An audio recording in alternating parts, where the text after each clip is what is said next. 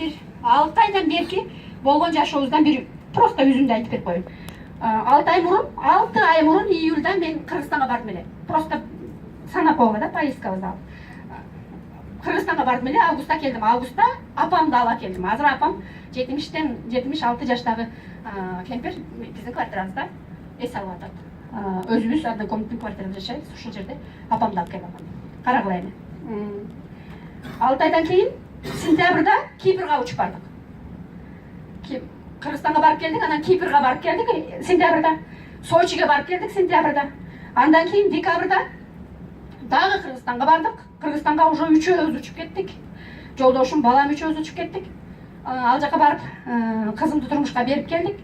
Андан кийин 3-январда кайтып келдик. 13 январда балам экөөбүз Майамиге учуп кеттик. Азыр 20-сында 13-үндө ал жактан чыгып 20-сында кайтып келдик дагы.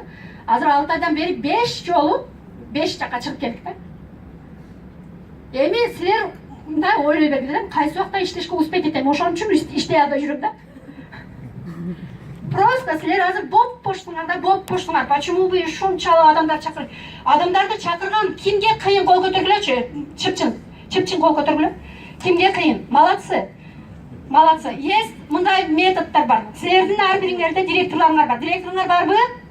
Директоруңарга келип айткыла, мен адамдарды чакырган кыйын болуп атат. Кантип мен чакырсам болот десең, мисал үчүн бир дагы бир мындай метод силерге жеңил болуш үчүн мындай метод чыгарсак болот. Директорларыңар ошо келген адамга подарок берет даже. Мынтип айтсаңар болобу? Ошо чакыра албагандар. Алифлемге деп чакырбай, жүргүлө, мен сага подарок алып берем десең, легчеби айтыш? Кол көтөргөндөр, баягы кол көтөргөндөр, сурап атам. Ошо легче болсо спонсорларыңар менен жана директоруңар менен сүйлөшкүлө дагы, мага ушинтип чакырган жеңил, мен ушинтип чакырсам болобу деп сурагыла. Кээ бир адамдарга просто барып туруп салмасынбы деп мага окшоп активный контакт кылган кыйын.